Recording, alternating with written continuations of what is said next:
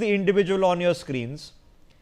Now, I am trying to identify whether this is Tariq Ahmed Dar or this is Salman. I am being told that this is Tariq Ahmed Dar, okay, who is, this is the moment in which he buys the car and he hands it over. For some reason, man in Pulwama is buying an I-20 car registered in Delhi, never gets the name changed in the registration certificate, never bothers to get the number plates converted to Jammu and Kashmir. The law says that if you are using a car in a different state, you have to get the number plate re-registered. Never bothers to do that. No coincidences here. This car was bought for a particular purpose. He then just gives it to his friend. Now, that is what he is going to tell the police. I don't know, I just gave it to my friend borrowed my car. And that car then blows up in what is looking like a suicide bombing. So, there you have the full chain of ownership that is taking place. Let me try to just get perspectives here, as many as I can, as so much information is pouring in. More information is coming our way. Let us put it out on our screens. I am being told that raids have happened in hotels in Paharganj and Daryaganj all night, where they are trying to identify the police, any other individuals who are linked to this Muhammad Umar. Now, Muhammad Umar came from Pulwama. Whether he is from Pulwama or not, we don't yet know. Okay, it's the complexity of this is unraveling itself, but with every bit of information we have a clearer idea of what has taken place. Let's take it bit by bit. Brigadier Dhiman is with us, Group Captain Devnath is with us. Brigadier Dhiman, now we seem to know, and can we safely conclude that this is a suicide blast? It's a car suicide blast, very similar to the attempts that have been made in Kashmir, especially with the convoys that were attacked, where a car, in that case it was a van full of explosives, was driven right next to a convoy and exploded. This time it was an I-20 car, assuming it had a boot full of explosives. This is not a small explosion that has taken place. Rishabh, first of all, let me tell you that Dr. Omar is also from Kulgaon, and he has been in touch with Dr. Muzammil and the other doctor, which we already arrested yesterday. Secondly, saying that this was a suicide blast, well, we are all in the speculation mode. We don't know anything for definite as yet. To my mind, if it was a suicide attempt, 5 of those guys would not have been in one car. Probably once that the module was busted in the morning, arrests were made.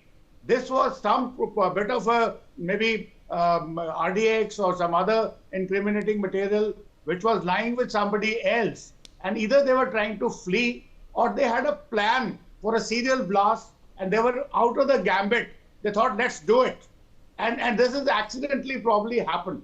So one doesn't know really if. Okay, so I want to put some caveats out there. Now, in the CCTV footage, is slightly before the blast.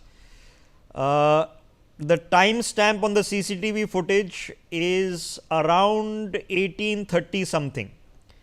So, when the man leaves the parking lot of the Suneri Masjid parking spot, he is alone. This Muhammad Umar is alone. Now, there are 6 unidentified bodies. Okay. Body parts have been found in the car. There is nothing left of this I-20 car. It's only the hubcaps are remaining. So, some body parts and some remnants of human material have been recovered, which I am sure is being sent for DNA testing. So, now I don't know whether there were passengers. Some eyewitnesses yesterday suggested that there were several people in the car, which is what the brigadier is referring to, that there were several individuals in the car. The general modus operandi for such kind of attacks is that if there are several people intending on a suicide attack, they are also armed. So, they reach the spot where they intend to conduct the attack. The other individuals get out with their AK-47s or other weaponry and try to create havoc, while one individual is left behind to detonate the explosive in the car.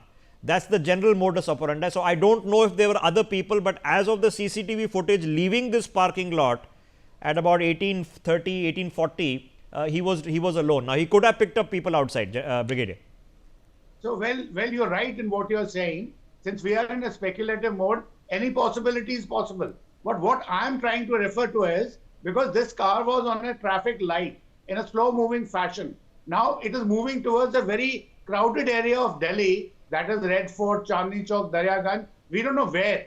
And there are a whole lot of targets which are there. The metro station is a target, Red Fort itself is a target, and there are a whole lot of temples over there.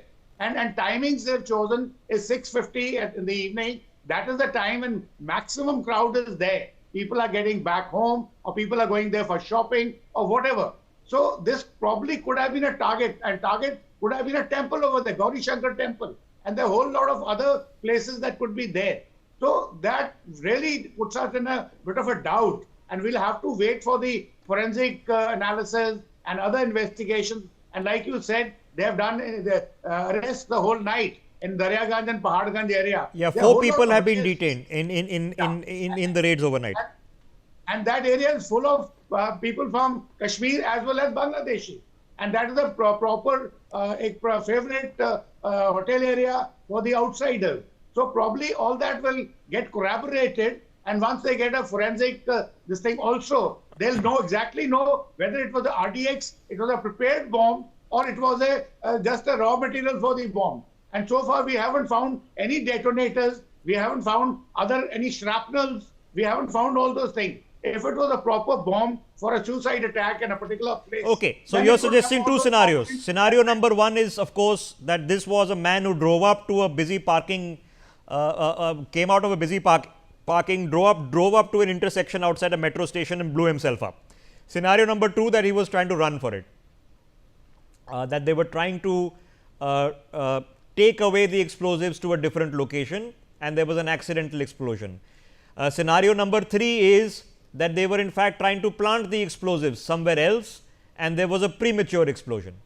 That this man intended not to become a suicide bomber. He intended to park the car outside, perhaps outside the temple, perhaps outside anything else. There are gurdwaras there, there are masjids there, could have been any location, and he intended to leave, but there was a premature blast. So, either he was a suicide bomber, or there was an accidental explosion on the run.